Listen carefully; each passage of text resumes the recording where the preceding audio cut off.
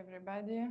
My name is Inna Ivanina, and this is class 1 applied meditation. It is called course ACI 3, Asian Classics Institute. And today we will start this course. My husband Bill will join a little bit later. I don't know if probably I will go ahead and introduce briefly myself and him, and he will join maybe for the second half of this class or for the second class. So, as I said, my name is Inna, and I am a medical doctor by my background. I defended my PhD in 2006-07, and I was working for 15 years in clinical trials, ended up being a medical director in clinical trials, developing new drugs, mostly for oncology. And 10 years ago, actually, in 1 week, it will be exactly 10 years, I heard something unbelievable that changed my life.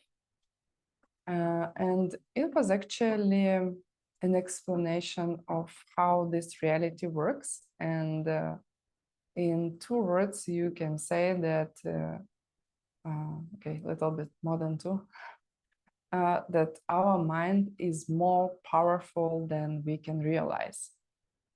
And when you think about the power of your mind and what it can do, you also need an instrument to focus this power, right? And to make the changes quickly and exactly where you need these changes. And this is why course 3 is about meditation. If you are for the first time with us, we taught already first course that was like an overview. The second course it was about the nature of reality, why things happen, can I change it, how I can change it, and now it is about meditation, because now we need to do something practically, okay? And this class was taught for the first time in 1993 by Geshe Michael Roach in New York. And second time in Diamond Mountain 2019. So if you want, you can find these recordings also. You can use them to get ready. So let's go. Why we meditate, right? And so I was a professional, and I am a professional, and not only in medicine, also in psychotherapy. I did over 10 years of training in psychotherapy as well. And when we work in our day-to-day life, do our business, we have our family usually one way or another. I remember to speak slowly.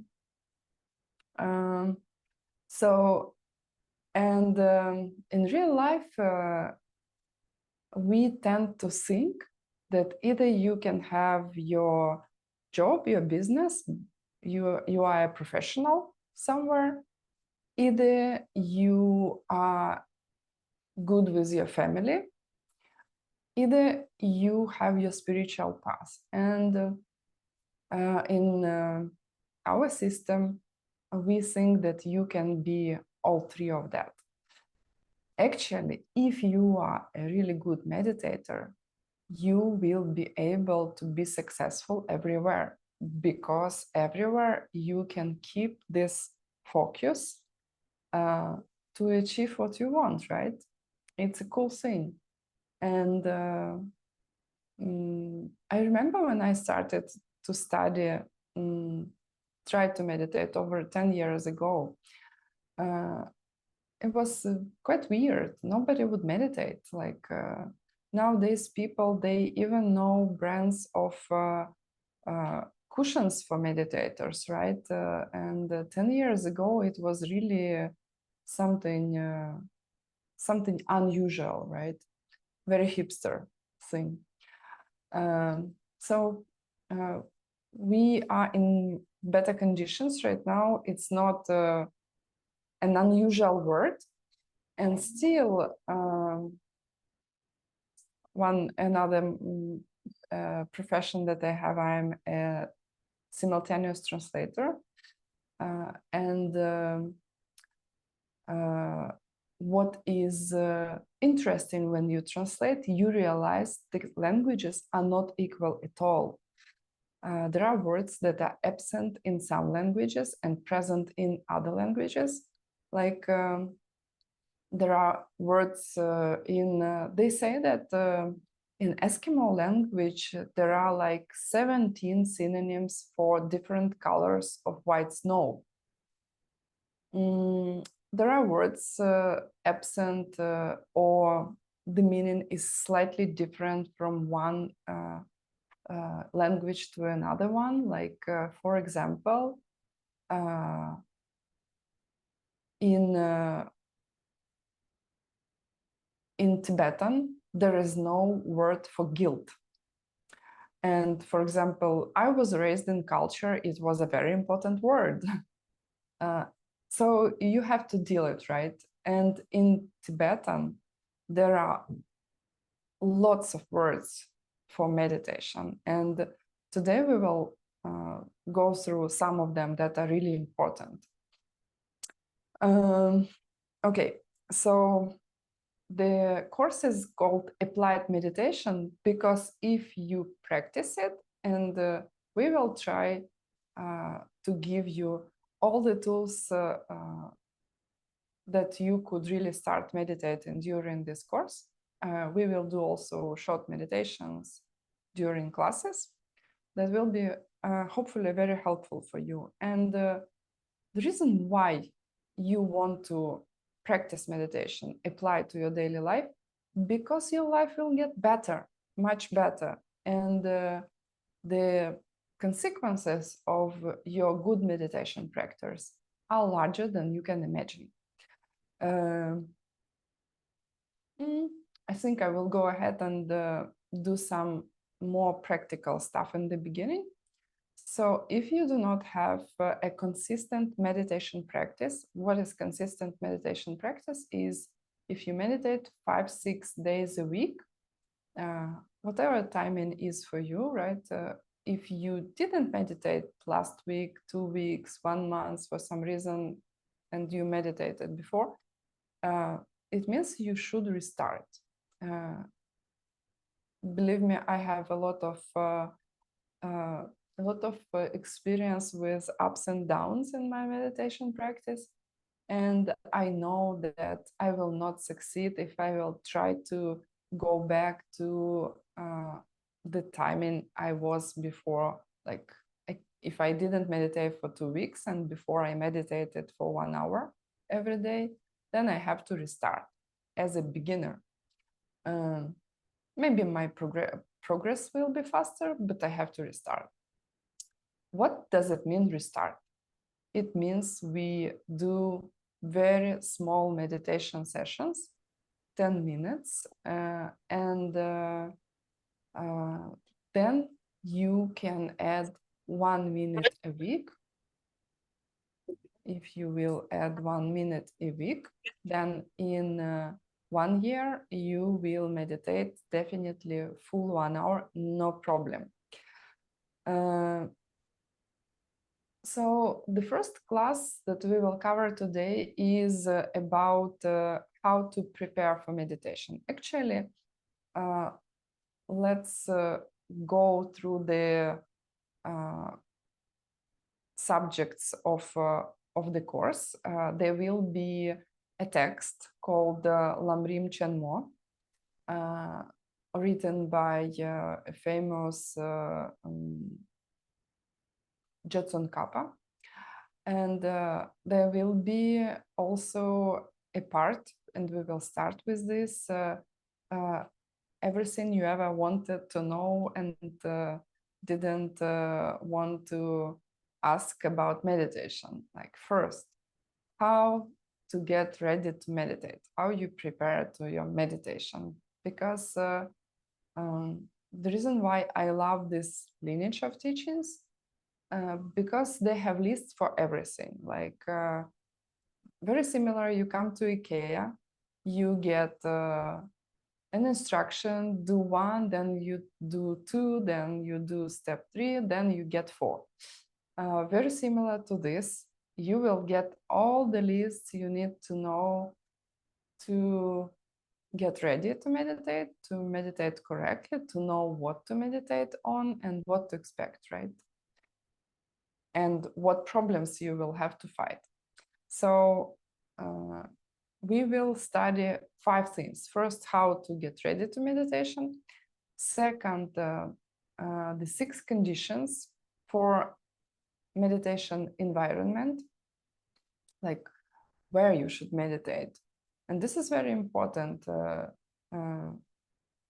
When you will find where a good place for you, then the chance that you will meditate every morning is much higher.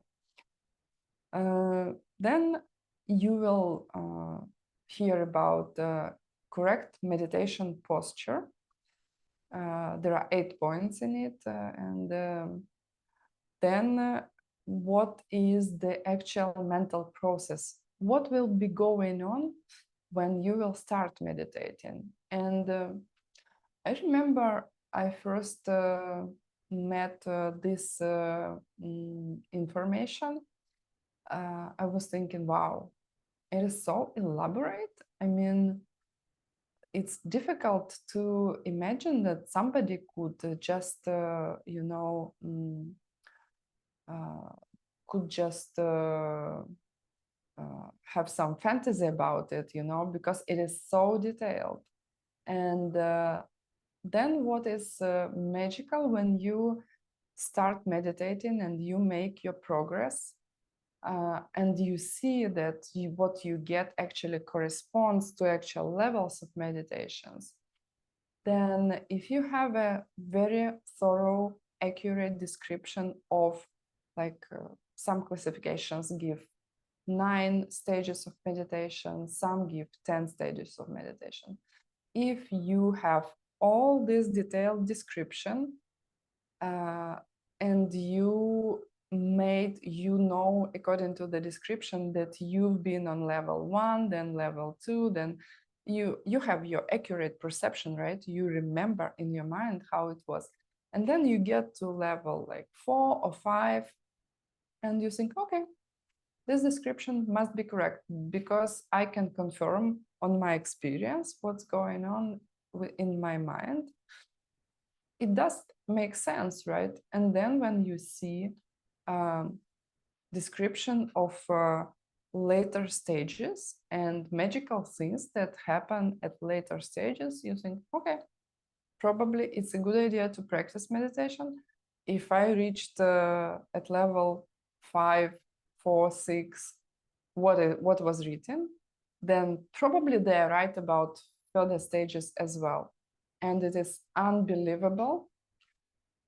And you, while he's not here, I can praise him.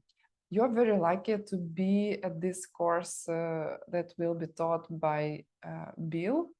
We will be teaching both of us because he has about 20-something years of meditation experience.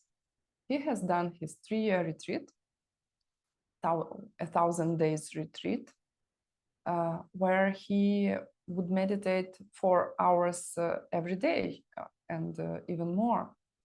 So we have somebody here who went through all the stages of meditation, and I think his teaching will be very important and powerful, and you're very lucky that you will get it. To be honest, I have pretty good experience as a meditator, but I'm looking forward myself, even though he is my husband, but I bet he will share something that he didn't share before. So I'm actually looking forward to it. Okay, so how to prepare, conditions to meditate, correct posture, mental process, and the last but not the least is the object, what to meditate on. Because if you will be meditating, you will probably become one day a meditation teacher. Maybe you have doubts as of today, but believe me, when I was doing this course myself, like 8 or 9 years ago, I didn't think I will be teaching it. And here I am. So when you will be teaching meditation, basically you will have two difficulties with your student. Difficulty number one, they have hard time to start meditation, and this is the most important, to help them to sit on their cushion every morning. And second is they will hear all kinds of weird stuff, what meditation is and what meditate on. And my teacher, Geshe Michael Roach, he says that 95% of meditations that you can hear nowadays somewhere online or offline are incorrect. And you will hear why they're incorrect and what is the correct meditation is in this course. So, okay.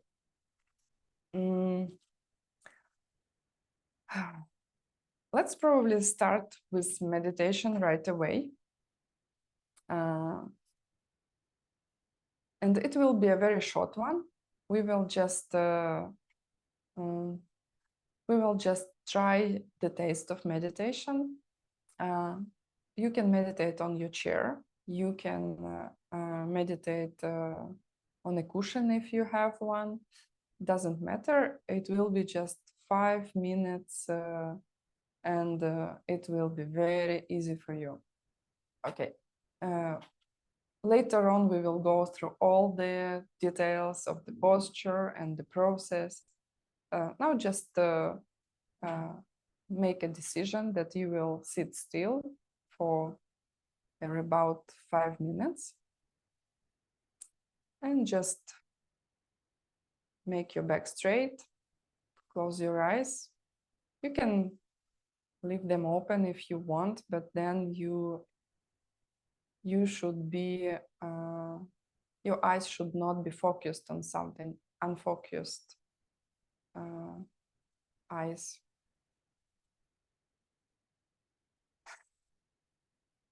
You can listen to outer sounds and gradually pay attention to your body.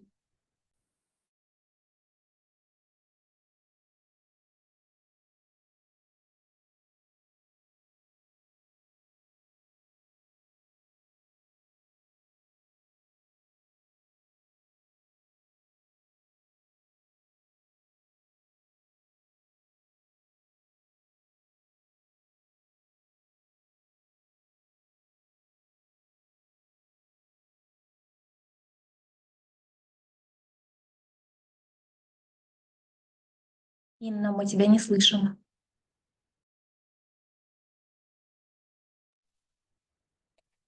You cannot hear me because somebody muted everybody. Okay, so let's start again because I don't know at which point you stopped hearing me. Just try to feel your body and your breathing. Make sure your back is straight, your hands are in comfortable position.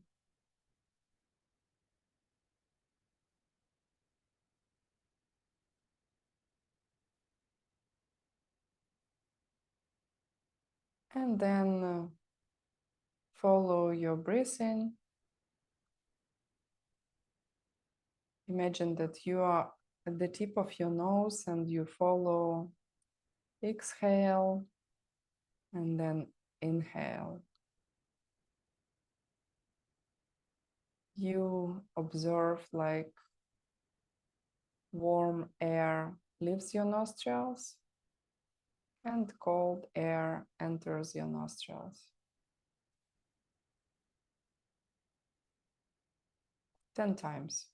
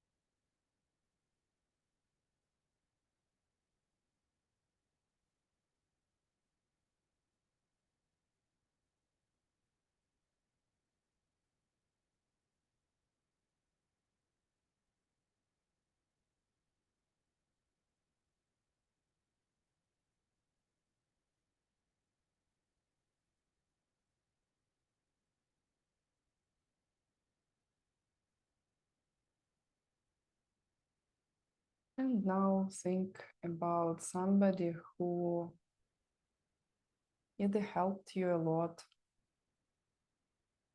or is your teacher. If you don't have a spiritual teacher, you can think about a historical figure, maybe in your religion, can be Jesus or Muhammad or Moses, whatever your religion is.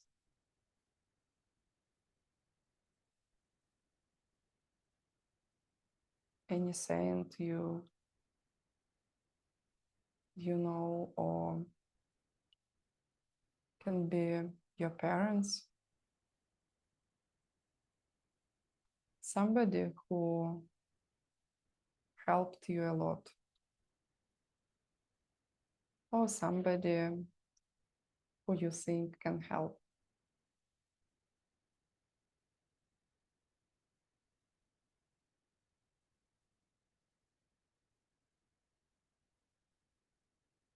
You can imagine a person, if you didn't meet your teacher yet, somebody who is kind and compassionate and wise.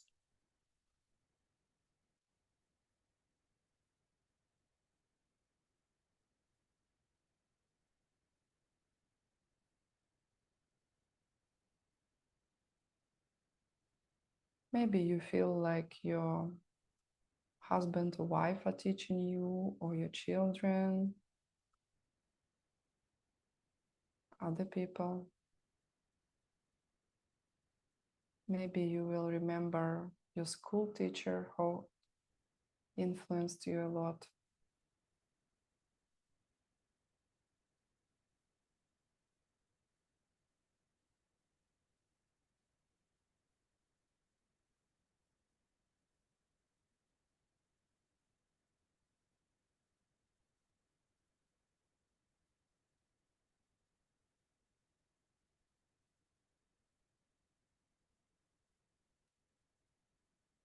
And think about one good quality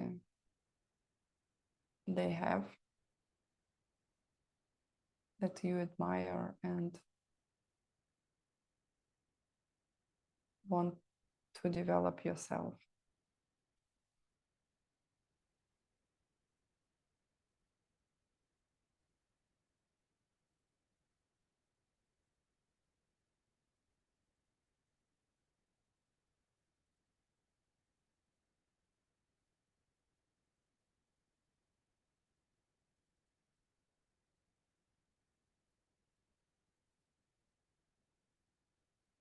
and feel happy that they have this quality. Maybe compassion, wisdom. Maybe they do not get angry.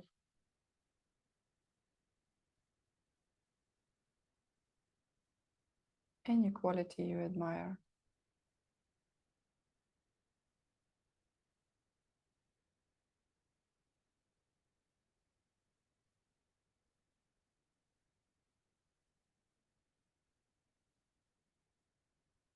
I like imagining that my teacher is not in his human body, but kind of I can see the body of light shining.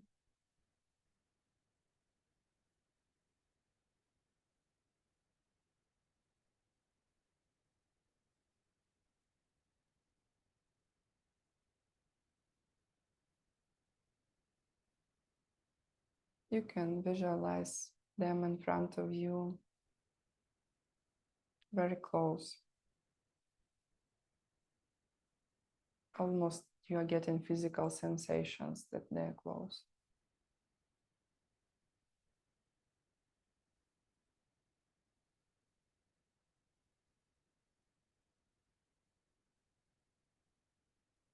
And it is always a good idea to ask your teachers to help you. This is why we want teachers, we want their help.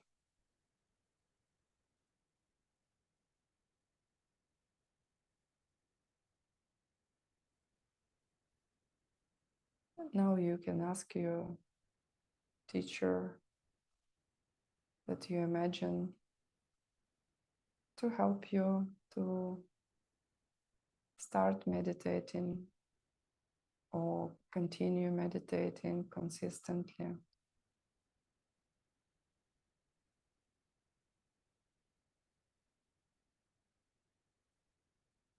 And they're always happy to help.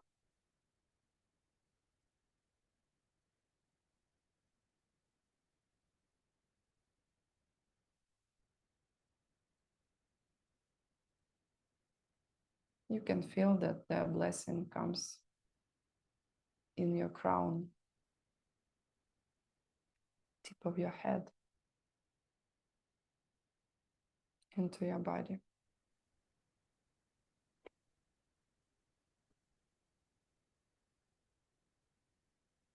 And now gently go back to your breathing. Open your eyes. Okay, so now that you asked for help to do this course, we can officially start it. So I was doing this meditation together with you, and I was thinking, I didn't have an idea that I have so much to tell you about this first class, because actually, if you will read the homeworks, it is pretty much the lists and definitions, but actually there are two things. You have to understand how meditate and why meditate, and also it will take some training. And Bill will tell you more about this training, because this is exactly like you train an athlete, or you train yourself to play a piano, or what else? You study a language, or you learn to drive a car. This is exactly the same skills that you need to develop good meditation practice, because the same exact way you can learn once to meditate, you can reach very high level, but then if you do not continue, then you gradually lose it. I was thinking, I was driving for so many years. Okay, I will not be driving for a couple of years, and I will not lose it because it's in my instinct. I was not driving 3 years when I was living in France. I completely forgot how to drive. So better small pieces, better 5-10 minutes a day consistently, and you gradually build up your practice. Okay, so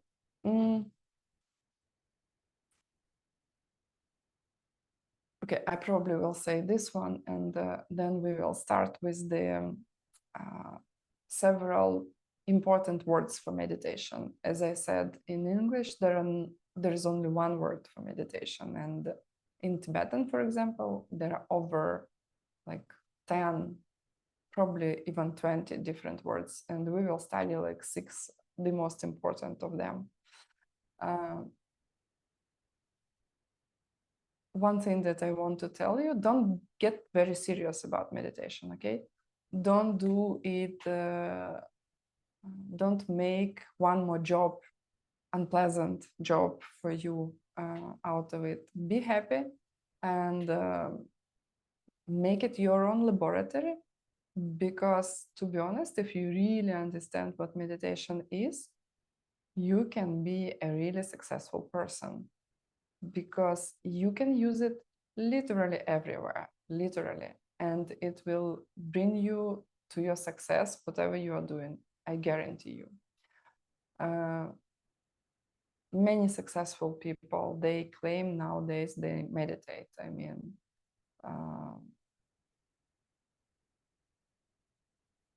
Madonna, I know, is meditating, Lionel Messi, Steve Jobs was a meditator, Jim Carrey is a meditator, and many, many others. So, okay, what are these important Tibetan words? Basically, we need to study them because they have much more knowledge about this experience, and we do not have another words for these states, but we can describe them, right? So I will go one by one and will give you definitions. The first important word is kompa. Kompa in Tibetan is the word to habituate, and also the same root is for meditation, gompa. Kompa, habituate, and gompa is a word for meditation. If you focus your mind on the same object again and again, repeatedly, you will master it and you will become it.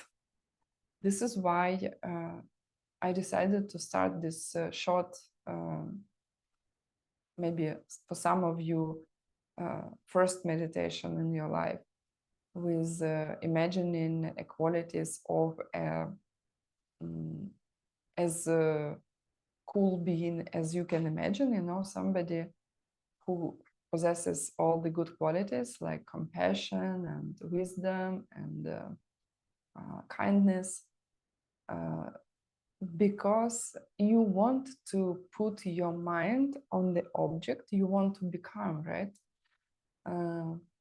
I guess now you understand why it's not a great thing to focus on bad news. And unfortunately, nowadays on the TV channels and YouTube, social media,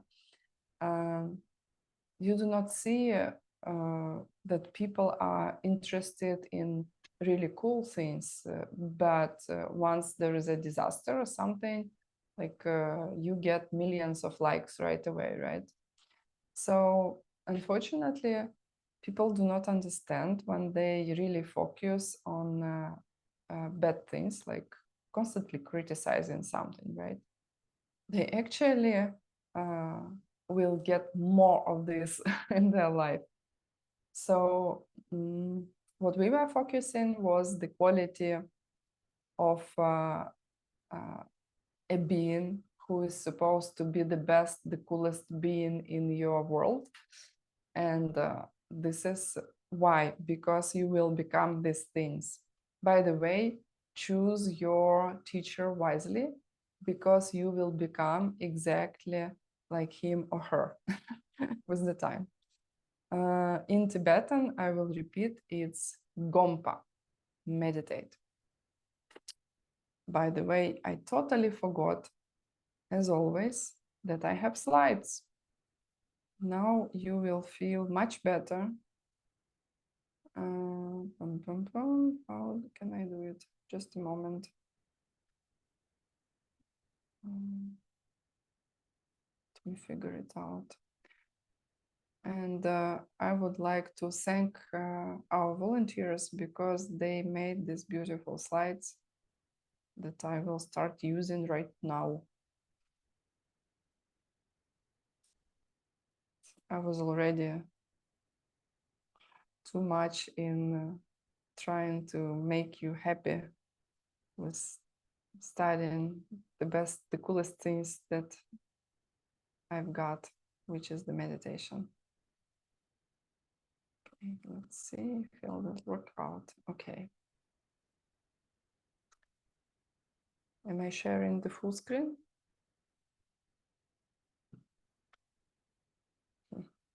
Let's see if it will work. No, it doesn't work.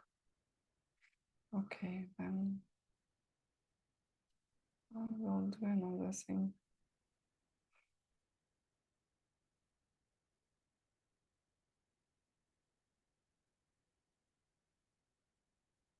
Okay.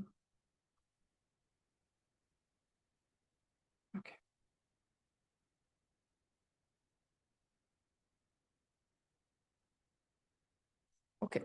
So this is we have done already with you. You can take a picture if you didn't take notes. By the way, I really inspire you to take notes because you will need it if you will start meditating. So, oops. This is not, it's not the.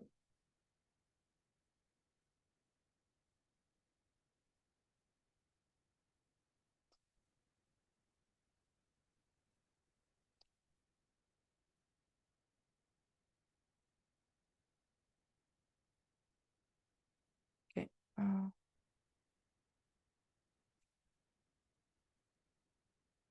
Sorry, I think I picked wrong slides. It's okay, no problem.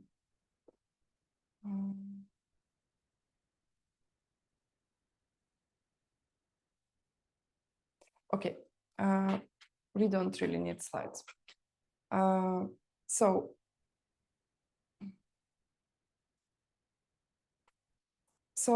Gompa in Sanskrit will be bhavana.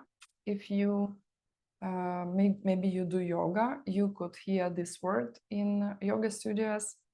And this is just to habituate, to get to know your object, to set your mind on object. This is meditating. Then the second important word is samten. And in Sanskrit, it will be dhyana. In ancient Sanskrit, it was jnana. And in many languages, it came like a word to know and stuff like that. So this is the same word that we use in further courses. You may hear as 6 perfections, and the 5th perfection is samten or dhyana. And this is an important one because it refers also to 4 different levels of meditation you can reach. And they correspond to 4 different realms. It is also called meditation of causing meditation, because if you will meditate on these 4 levels, then you will be reborn at this level. For practitioners of lion's dance meditation, you have first 4 levels in the lion's dance meditation as this 4 somethings. So it's same word for levels and also word for meditation. What you do in something, basically you single-pointedly meditating on your object. Your mind is single-pointed.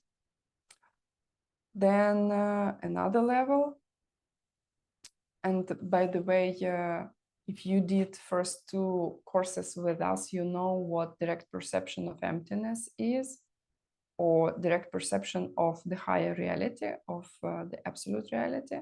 So out of this 4 somethings, you need only first one to see emptiness directly. Then next word is Nyomjuk. And Nyomjuk, it's total focus. Oh. I think Bill will join us shortly, because the reason why he didn't, he's a pilot, professional pilot, and he flew yesterday and went back home like 2-3 a.m. in the morning, and it's still like not even 11 our time zone. So I was thinking he will join for the second class, but it looks like he's ready to join now. Okay. Were you getting ready to do meditation? We did. Okay, so Nyomjuk. Nyomjuk generally is a balanced meditation. They say you stay equal. The word Tibetan Nyumjuk is equal meditation. In Sanskrit, it will be Samapati. Just for the blessing, don't try to remember it. Maybe try to remember one of these words. Maybe some of them will be more talking to you than other ones. And it means that your mind is not busy and not borrowed, you know, not bored. It is balanced. It is not dull. It's not agitated. You maintain balance. And this is something that is good for business people, right? Because in stressful situations, you will still be making right decisions. Or like for pilots, very important. So basically, this name also is given to a cessation meditation when you reach some spiritual goals on your path. And for example, when you reach nirvana somewhere on this on the levels of our spiritual evolution. Okay. Here he comes, almost there.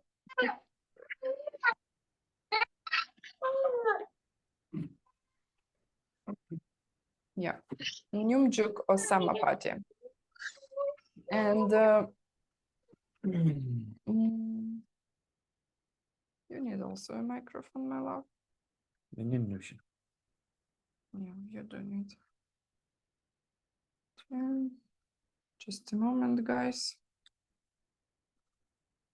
Okay.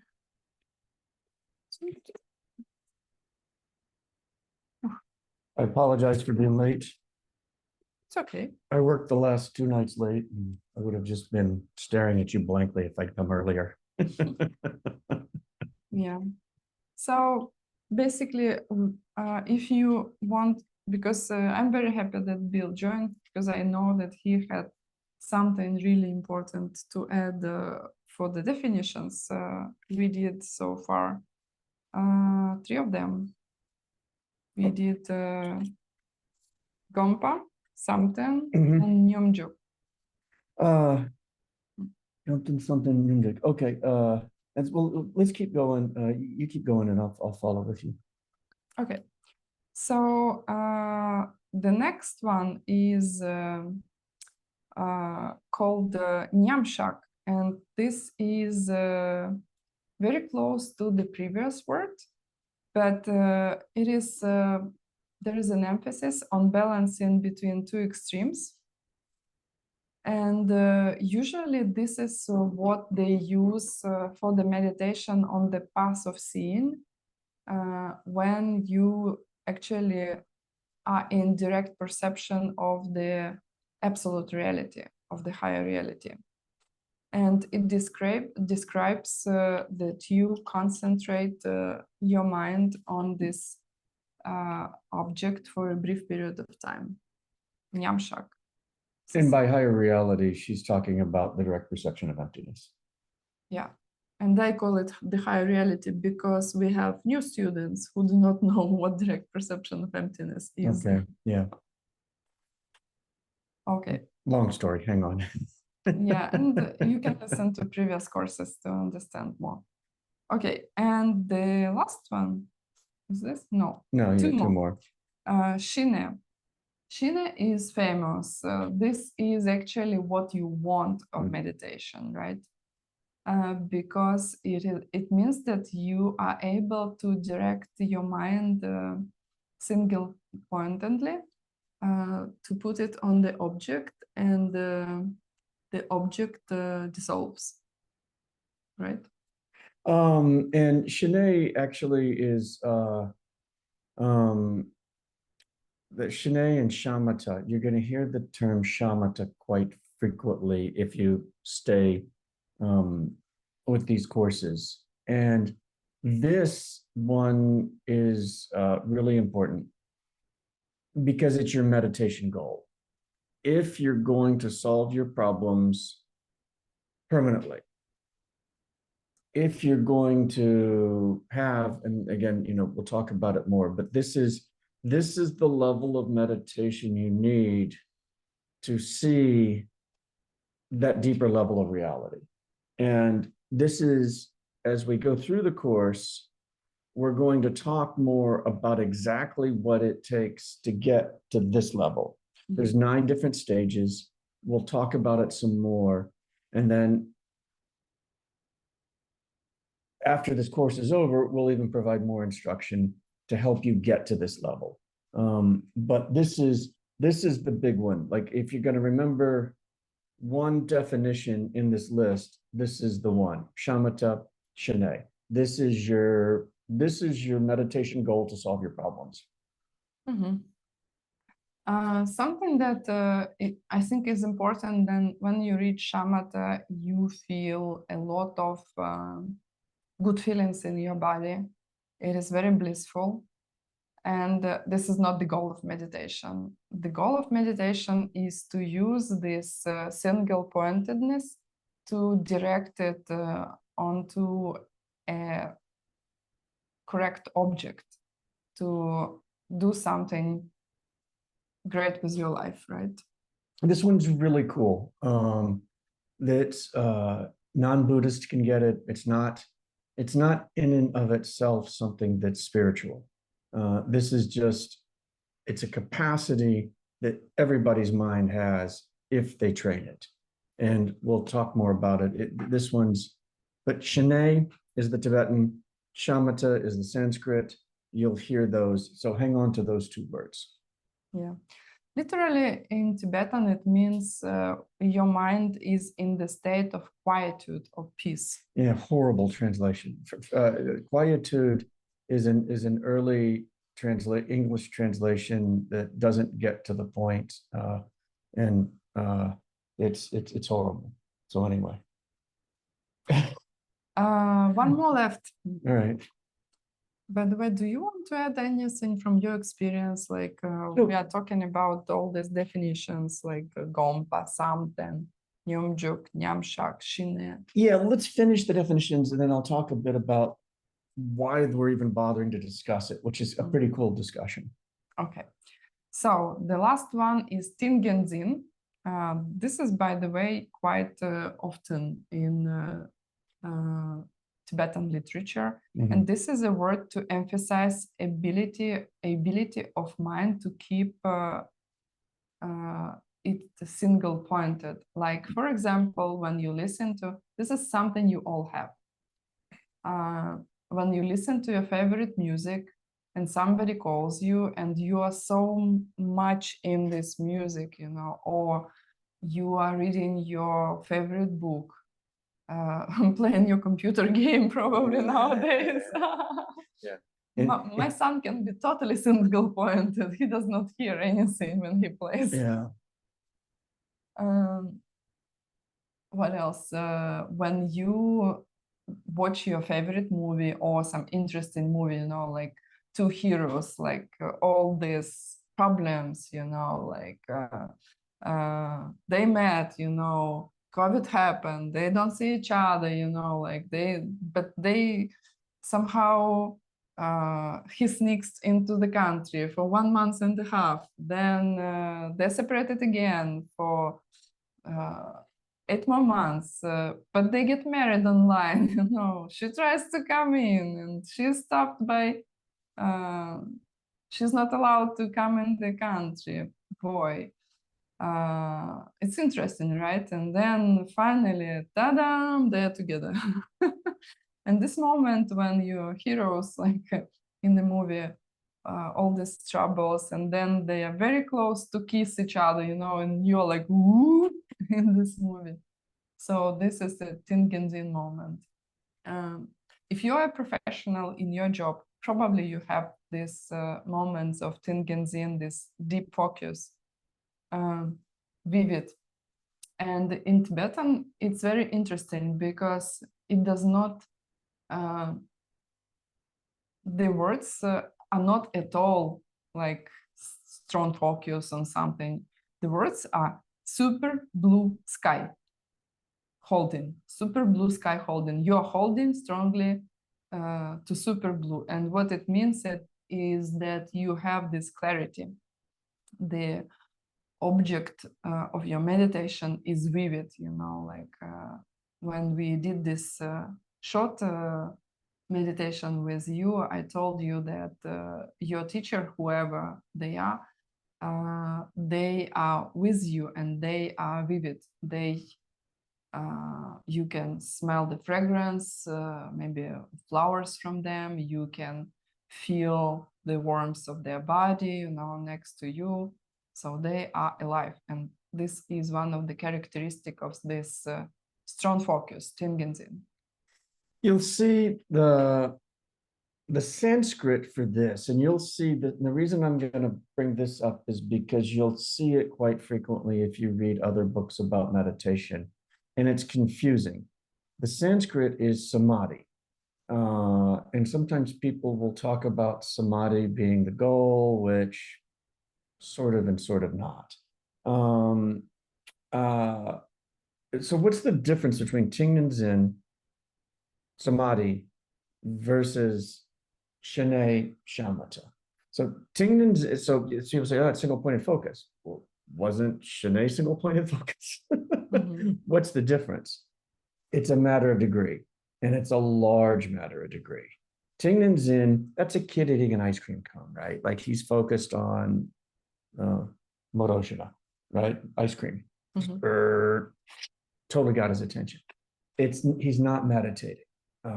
In Shane Shamatha, you're doing that in a formal meditation, and you're completely free from other obstacles that we'll talk about. It's much more powerful.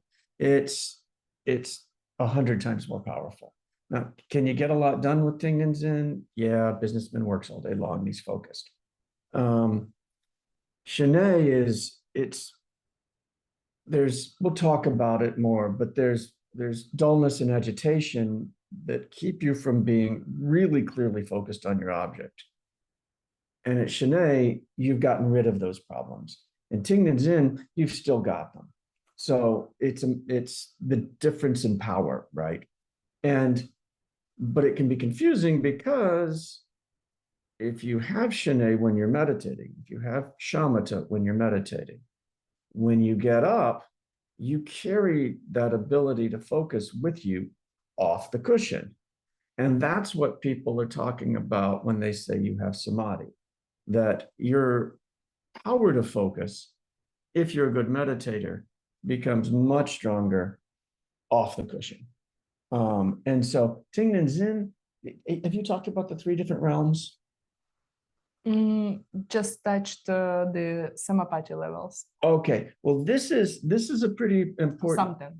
Yeah. This is a pretty important distinction here. Is that okay? So there's in the Tibetan worldview, right? And you can't see it now, but people who have meditated can. And so we're in the lowest realm, the desire realm, right? Did you talk about all of this? So this is important to discuss because I think this is one of the key points of these meditation definitions. So the desire realm, that's humans, animals, there's ghosts, like hungry ghosts and hell beings. And they're all in the desire realm. And it's because mostly people desire food and sex. And so we're constantly driven for something. We're short of something. We need something. And so, there's this constant dissatisfaction. Mm-hmm. I can explain it in easy way because, I remember when I heard that I'm driven with food and sex, I was like, no, I'm not driven. Good 24 hours. But then just remember your morning. You woke up today. Then what happened? You went somewhere, right? Because either you wanted something or you had something, I don't know, to get rid of, right? This is why you go to the bathroom first time in the morning. And all day long, we are driven by these desires and like, I want, I don't want, I want, I don't want. So this is how it looks like when you constantly switch between these desires. Yeah, imagine sitting for 24 hours in a closet, not moving and not desiring anything. Okay, so then you could see that wouldn't work out well, right? And this is not the goal of this course either. No, you don't have to sit in the closet. So then one level up from that is going to be the form realm. So the form realm is people, beings there still have a body, but it's beautiful. It's different than here. It's recently Geshe has been saying that the people there are like the superheroes in the movies, like Wonder Woman. Like Wonder Woman, yeah, Gal Gadot, right? It's like everybody looks like Gal Gadot or whatever the male version of that is would be. I don't know who was Thor in the movie. I even didn't know who the Wonder Woman was. Yeah. Oh no, I knew who Wonder Woman was. Okay, I don't know who Superman is. I saw the movie before I met you. That was me. And so everything's really beautiful there, extremely beautiful in the form realm. Above that is the formless realm. Now, this is an even higher level. The beings there don't have bodies. It's just their mind. And at the highest level, their mind's almost stopped. Right. So like we've been talking about samsara, all of this, all of this, everything you can see and touch, it's samsara.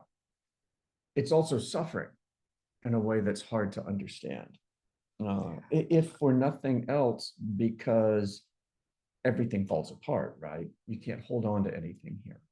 Yeah. In the highest realm, your mind is almost stopped.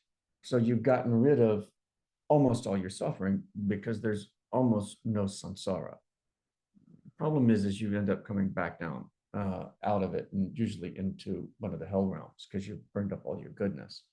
But in these earlier definitions, and I don't have my notes in front of me because these aren't, frankly, you're not going to use most of these terms again, other than Shine, Shamatha, Tendings, and Samadhi. But then he's going through and describing these earlier meditations. And okay, Gompa was just a general word for meditation. General meditation. Samten, okay, and you'll hear this. This is rebirth in the form realms, right? And so it's either, oh boy, yeah, it's really hard to discuss these things at half pace. You know, there is a zoom in, and you have like zoom out. Yeah. So I'll slow down and try and let you guys catch up. Samten is talking about a level of meditation that lets you reach the form realm levels. And there's 4 of them, which that's not that important to know. It's just you can reach this superhero world through your meditation. In fact, it's the only way to reach it. Your mind gets focused and you can raise yourself to a higher level. And then for Nyamjuk, it's interesting. They're making a distinction. In Nyamjuk, you can reach not just the 4 levels of the form realm. There's 4 levels of the formless realm that you can reach, including the peak of samsara, which is the most subtle level of the formless realm, where your mind is almost stopped. And so then something includes the level of meditation. Am I reading this correctly?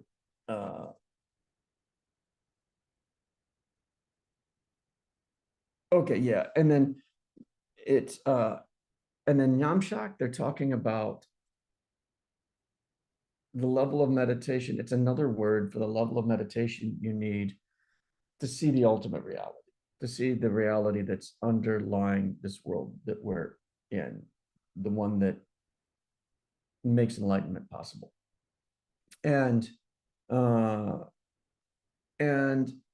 so then why are they doing this? Why are they discussing all of this stuff? And it's because somebody's actually done it, right? I mean, imagine that you've developed the ability to meditate like this and you've seen it. Well, you're going to come back and talk about it, right? They have this level of like enthusiasm for these details because they've seen it. It's a clue, at least. You got to figure if they're taking the effort, if they're bothering to come up with all these different definitions. I mean, these are pretty subtle, right? Samten's form realm. Namjuk is form realm and formless realm. Namjuk is the preliminary stage of the form realm, right? And then, and then Shine. So either they were really bored and really creative, or good science fiction writers. Yeah, for 2,500 years. So either this is a 2,500-year-old tradition of science fiction, or people have really been seeing this and were excited to talk about it when they came back. Excited enough to come up with all of these distinctions, right? And all of these words. And all of these words, right? And that's what I think you can take from this. I think that's the important thing, is that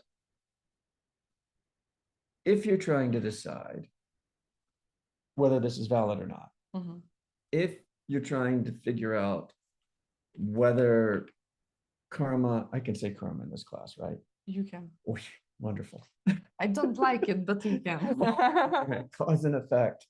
If you're trying to decide whether cause and effect is really creating your world, you can take this as a clue, a possibility, a maybe.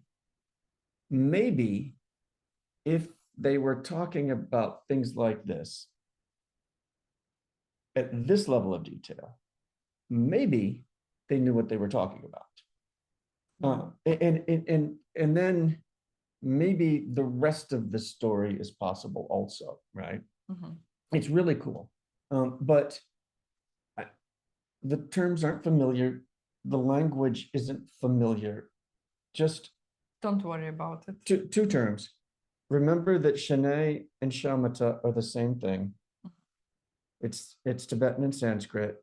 And remember that that is the level that you need, the level of meditation that you need to have to solve your problems. And if you remember, I don't know if everybody have seen the preliminary class that we did on 13 benefits of meditation.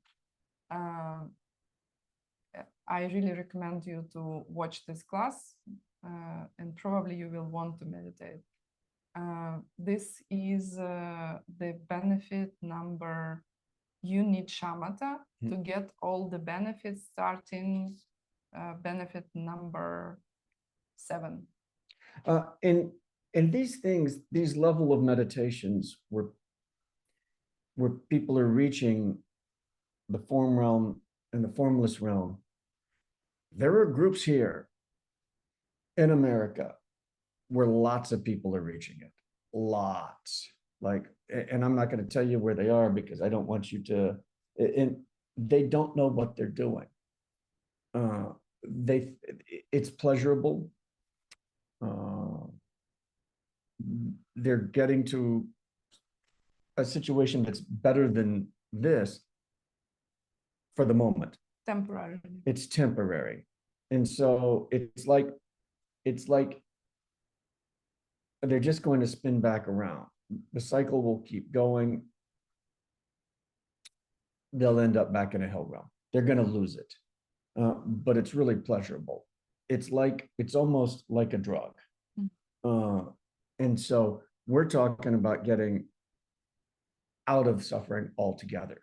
And to do that, you only need the early stage of the form realm meditations, right? So like you got the 3: desire realm, form realm, formless realm. You only need the early part, the preliminary early stage of the form realm meditations in order to reach the highest goals. You know what is interesting? I heard Geshe Michael saying many times, and I heard from you also saying the same, that in order to reach this shamatha meditation, you basically need 2 things. First, you need to meditate regularly for 1 hour at the very least. But he says, meditating over 3 hours a day is useless. Yeah, and we'll talk at length about what you need to do in the real world as a real person in order to achieve this. So 1 hour of meditation, and you need to know what to meditate on, right? So the object should be right. Yeah, and we'll talk more about it. There's a whole, there's a lot of detail. We can give it to you. Yeah. Could you hand me my water, please? Thank you. Okay, so one more thing I think is important to say, that don't worry, because believe me, it all sounded weird to me for the first time, but knowing Geshe Michael, he built these courses 30 years ago. Oh my God. Yeah, 30 years. 30 years ago. He built these courses based on his studies with the greatest masters of meditation. And there is no even one word that is inappropriate. Just it takes time to figure it out. Yeah, you'll get used to the idea that form realm, formless realm, desire realm, that there's a world that's possible beyond what you can see as a human being. And you'll get used to it. It's really quite profound. And to do it regularly is more important than long. I mean, your meditation should not be boring, you know, like you should get to your peak of the meditation when it will be like this your favorite movie, when the main heroes are like almost kissing, but something happened, then almost again, you know, you like ooh. So this should be the feeling in your meditation. Yeah, we'll discuss at length what it takes to reach shamatha. And shamatha was the word that people at Diamond Mountain most commonly use to refer to this. Okay. We have 15 minutes to cover all the 6 preliminaries. What you want, you can just read through them and we don't have to discuss them super in detail. I actually want to discuss some at the very least. Okay, like there are 6 official preliminaries to meditation, and I would strongly recommend you to do these preliminaries because they influence greatly your capacity to meditate. They look like they do not belong to meditation, but basically you start meditating when you start these preliminary steps for meditation. So everything you do in your day will affect the meditation you have when you're on the cushion. It's you know, a bit like being an athlete. Are you eating well? Are you sleeping well? Are you you know, happy and able to focus when time comes to work out? Very similar to being an athlete. okay, so 6 preliminaries. First, create a clean and sacred space with an altar. And I want to say a couple words about the altar, because it does not mean that you are you will be a member of a cult, you know, or an altar is a very beautiful thing if you really understand it correctly. I mean, as I said, when you meditate on the object, there is a very famous joke about a monk who was studying meditation with his teacher, and he was teaching him for like 10 years. Then he went to a long retreat, and before going to a retreat, he's asking his teacher, what should be an object of my meditation? And the teacher, because he was so upset that the monk is stupid, he told him the antlers, you know, like deer style antlers on your head, you know. Because he was so mad at him, he didn't get for during this 10 years what to meditate on. And he did, and they say that he had difficult time to get out of his meditation cave because of the horns or antlers that he developed. So be careful what to meditate on, because you will get it. And the altar actually uses the idea of altar is same, very similar to this one. You pick something that you want to have in your life, right? If I want to have more wisdom in my life, then I will put pictures of people who are known to be wise or who I think they are wise. If I want more compassion, maybe I have a small statue of Jesus with Mary Magdalene on my altar because I think their story is beautiful. And we visited a church last summer in France where there are, how you call it? Relics? Relics of Saint Mary Magdalene. Yeah, it was interesting. We'd done a retreat in this beautiful French chateau in Burgundy. Yeah, beautiful. And wonderful time. And we came out of the retreat and we didn't know it. Vézelay was the town that was near the chateau. And there's a church. And I'm like, oh yeah, France has a church in every little town. One cathedral size. Yeah, yeah. church. Well, yeah, so you walk in and oh my, wow, okay. And then I'm like, yeah, okay, impressive. And then I get to the back of the cathedral size, like the type of thing. I don't, there's like maybe one or two of them in the United States that are anything like this size. Trinity in New York.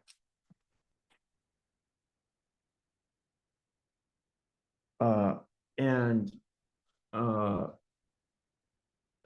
then this little area, you walk down and carved into the living stone was this like altar room, right? Like this little chamber had Mary Magdalene's relics there, which was surprising. It was really like we come out of this retreat and you'll see her story has more meaning later on. Yeah. Okay. So create a clean and sacred space with an altar.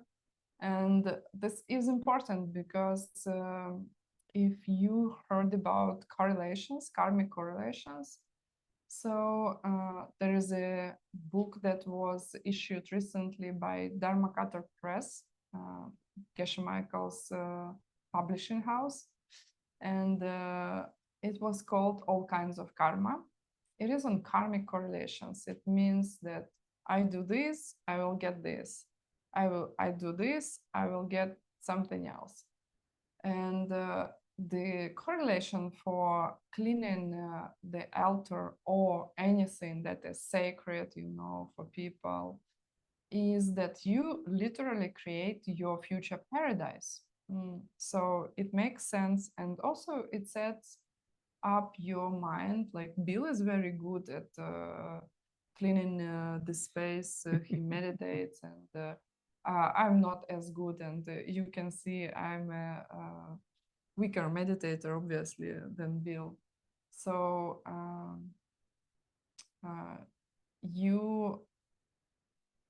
but I strive. I really try to get it clean. And what I noticed, the cleaner my room and my altar is, the better my meditation goes. Like it literally creates like a mental noise when you see something not on the places. Mm-hmm.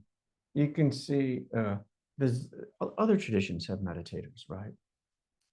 And the Zen tradition, the Japanese Zen Buddhist, their temples I love their architectural style and their sense of aesthetics. You walk into these Japanese Zen temples and it's super clean, beautiful, but simple.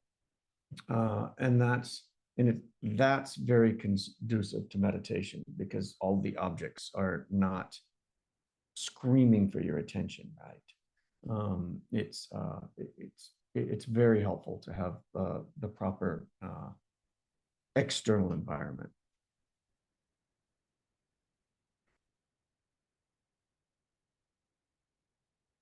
Okay, and this is our beautiful slide. Okay, the next one is set forth beautiful offerings. Like what we do actually, we try to invite more supportive energy to the meditation, right? So this is why you think about the best person you can imagine, who is compassionate, powerful, willing to help you, can help you, right? Like people call these teachers, or like if you don't have one, you can imagine one, and then you can put something that inspires you, that makes you more peaceful, in a separate place where you will put your altar. You can put something that inspires you there. Then you set beautiful offerings, and I don't know, we can speak either 5 minutes about it or 3 weeks. Yeah, they I don't think we have time to discuss the water bowl offerings. Go fast through the, like, I mean, it is important because I will tell you what she likes stuff more than I do. So I would go with the Japanese and, you know, leave it at one picture and be done. She likes the elaboration. Correlations, Yeah. and they are very powerful for the altar. Yeah. This is why you'll see the water bowl offerings are very traditional Tibetan, and I've done it thousands of times. Yeah, here are two things. Like, first, I really, if you have never done it, it's a beautiful practice, and you will see that physical activities, they can change your mind dramatically, even though they're physical. We don't have really time to do it during the class. Maybe we should do it at some other day, but you have to watch once how to do this water bowl offerings, and then you will be able to do it yourselves. It's not difficult. It's very easy. It's just practical, and there are some rules to it. And yeah, and you will do these offerings if you continue on, particularly into the advanced teachings. You'll see there's 7 water bowls. Some schools say 8. 7 or 8. And you'll make this offering repeatedly, you know, in your Dharma career. And don't worry about it. You don't have to memorize anything of it. Just the idea that before entering into a meditation, it should not be formal, but you make a present to your basically teacher, right? To your teachers. Maybe your teacher is Geshe Michael. Maybe you consider Jesus as your teacher. Maybe you didn't meet your teacher yet. Maybe your child is your teacher. Whatever. You can set the picture up there. Not mandatory if you want. And you can put water. You can put 1 cup with water. You can put a cookie or flowers. Geshe Michael says enlightened beings like it. Yeah, and the reason why we're offering water is it's symbolic of something else. Each one of the 7 is symbolic of you know, like, so do you want to go through? No, let's not. No. Let's not. We will go it's next day. The water is symbolic of something else. Like I'm offering water, I'm offering, you know, food, flowers, incense, and the water symbolizes each one of those. And then for the Tibetans, the reason why they offered water instead of the actual object is so that there wouldn't be any, you know, they were a poor people, right? And so there wouldn't be any hesitation to give or regret to give.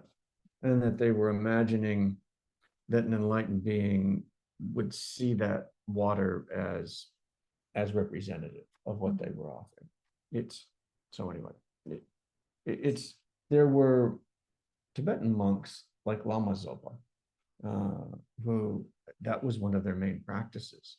They would have a temple where the monks would spend the better part of their day making elaborate water bowl offerings.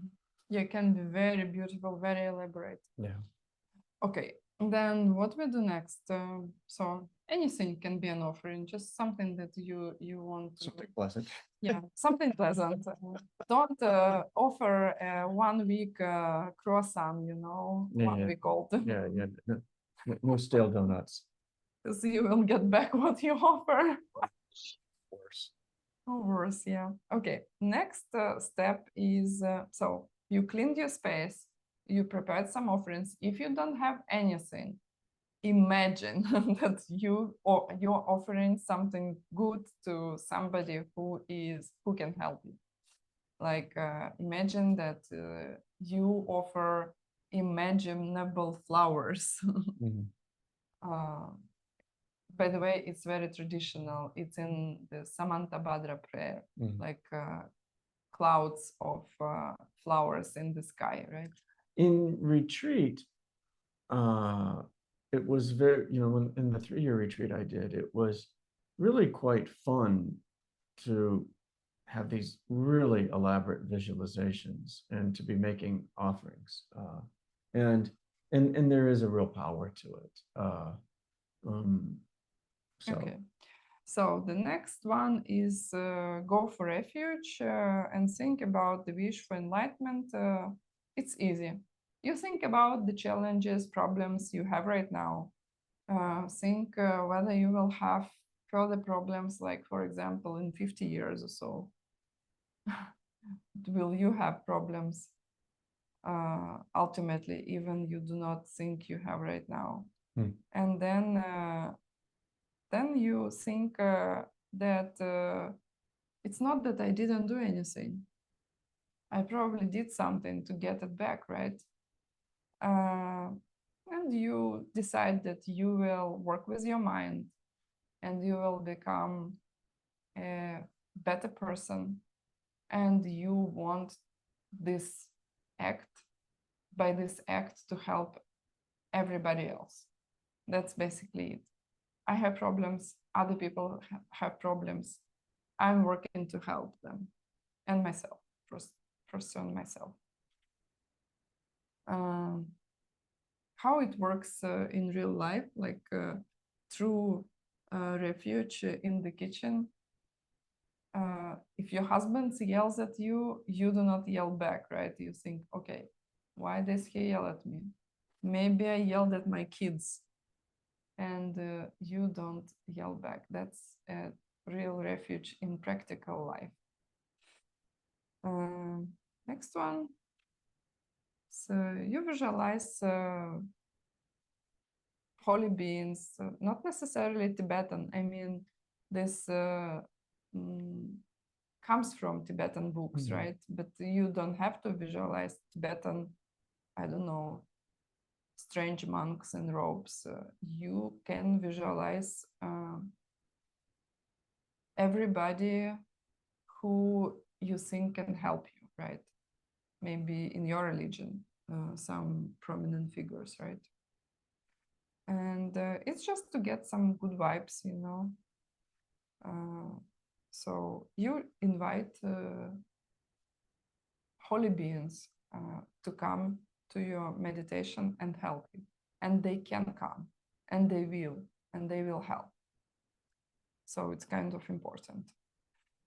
And the last one, no, not the last, this actually, this one we will go into details next at next class, so just will mention.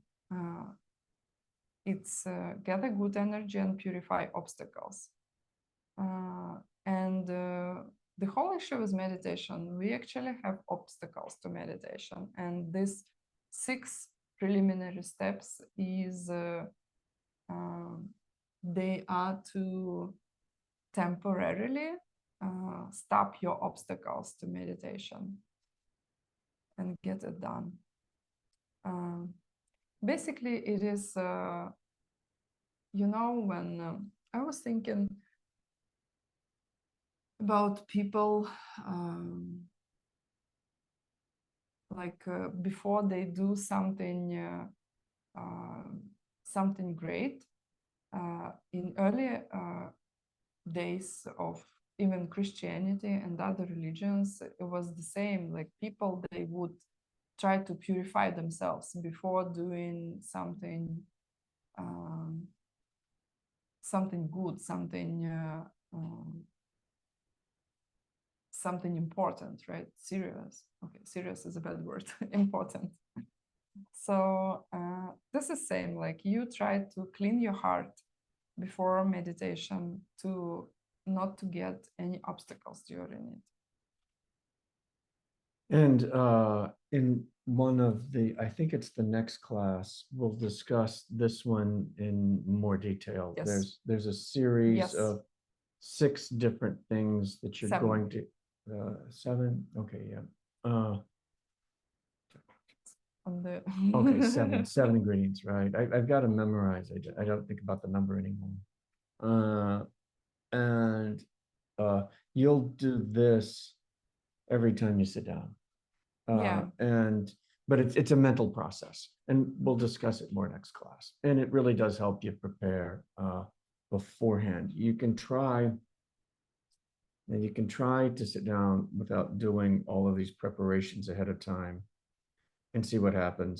And then you can do it with it and see what happens. And they're not wasting your time. It's like stretching before working out, right? Or warming up before running a race. You'll do a heck of a lot better if you follow your coach's recommendations, right? Mhm. So we'll discuss this one more in detail next class. Yeah, and the last one is a request for blessing. That was actually something that I really loved because I heard about blessings from different different paths. By the way, I can see a question in the chat: who is the author of all kinds of karma? And there are 1, 2, 3 incorrect answers. We have a famous joke. We just recently published all kinds of karma in Ukrainian. By the way, if somebody can find the link, we can post it. And it is still available. And people are asking for books. They say, we will pay any price for the book with the author's signature. And I tell them it is completely impossible to get the author's signature. And they say, but you can go to Arizona, we can wait for half a year. You can get a signature by Geshe Michael, and we will pay like, I don't know, $1,000 or what for a book. And I said, no, you do not understand. The author is not there anymore because the author was Buddha Shakyamuni, and Geshe Michael is a translator of all kinds of karma. I think these translations that are coming out, I think they're historic. We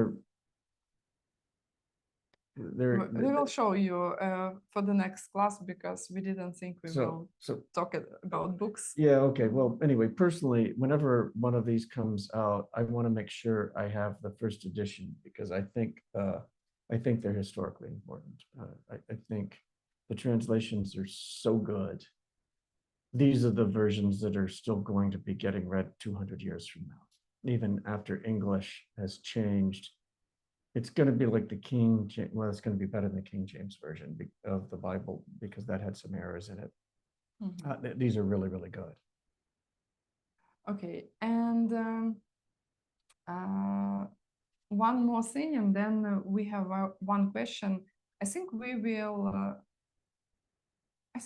reply now because we also have 2 first classes. They're kind of longer than other ones. And then classes will get shorter. So the last thing is request blessings, right? From these holy beings. And, somebody may not believe in holy beings. That's okay. You imagine a person who was kind to you, wise, taught you something, maybe saved you. Or maybe your religious figures, somebody historical, Mahatma Gandhi maybe, or somebody else. So, and it was actually surprising for me to learn what blessings mean, because I didn't really understand. Like, it's like what, like, especially in the country I was born, which was a very, very weird country called Soviet Union. Everybody was atheist, and if you would want to call something useless, you would call it the holy water. No harm, no, no use. This is what they would say. And I was thinking blessings is kind of this holy water, just blah, blah, blah. And it's actually not that. You are basically asking your teacher, if you have one, to help you to change your qualities, to help you to make progress faster, to meditate better, I don't know. You ask to change your capacities. This is what blessings are. And I remember Geshe Michael, he was always talking here about his teachers. And he was saying, like, never hesitate to ask your teacher to help you. It's a big mistake, because this is why we have them, right? And if you do not knock at the door, nobody will open. So do not afraid to knock at the door. You can just, even if you cannot meet your teacher or whoever your teacher is, you can just close your eyes, like I did before this class, and I asked, like, help my mind, let me do the best class I can do, and they will always help you. It will make a difference. And then the question comes up, well, if these beings can help me, why aren't they doing it already? And, if they love me, why don't they come down and help me? Do they only care if you asked? Probably. Are they are they only kind to people who are polite? You were rude to me, so you can suffer. No, it's not like that. When you request their blessings, you're planting a seed in your own mind. You're taking an action to have those blessings. And you're making it possible to live in a world where there are beings that can help you. Because ultimately, their help is going to depend upon your own self, right? Otherwise, they would have liberated all the hell beings. So requesting the blessings is a cause to receive the blessings. Yeah. I think I will answer one question real quick, and we can talk about it more, because I would say probably 90% of people have the same exact question. It's about what to do when you have a big family in 2-bedroom apartment and have hard time finding some private space for meditation practice and altar placement. Do not place an altar in this case. You can place something small that will inspire you, maybe at your bedroom table or somewhere, where's you have your space, right? Anyway, in the house. So place something that will inspire you personally. And there are options, like, for example, sometimes we have very noisy leaf blowers here. We had, right?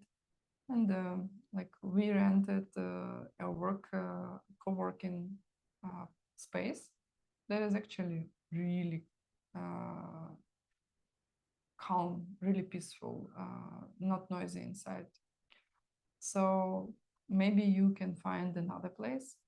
Maybe sometimes, you know what, I was thinking to meditate in my gym because it's so huge. There are rooms, it looks like nobody ever comes into. Yeah, there's a whole floor at our gym that doesn't get used much, does it? Yeah, and I'm not as sensitive to sounds. I mean, early days they were saying noise is the worst enemy of meditation. Nowadays, you want to see Yeah, your enemy. You want to see it's here in the its house. face. Ta-da! Yeah, it's like it trains you to fracture your attention. Yeah, and Bill is suffering a lot from noise. I don't suffer that much, and this is the powerful tool everybody can get. Noise canceling headset, and even your family is noisy. If you will make an agreement with them that this 15 minutes I will be meditating, maybe when everybody is out somewhere. So these are my suggestions. And we'll talk a lot more about how to actually meditate and reach these higher levels. It's quite a big topic. So we'll talk about it.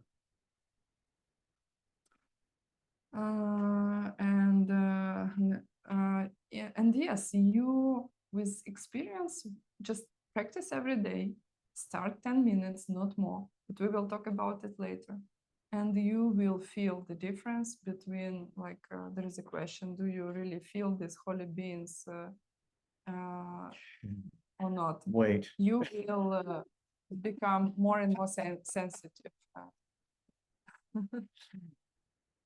Okay. Close your eyes for a second, and you can thank to yourself and everybody who's present here now or who helped to make this class happen. We have a huge technical team, translators, recording specialists, our coordinator, everybody.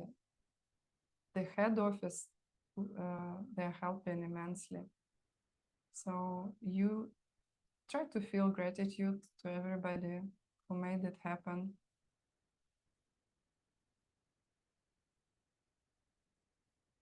Including yourself. And dedicate these seeds to have successful meditation practice and reach all this cool stuff they describe in these old books.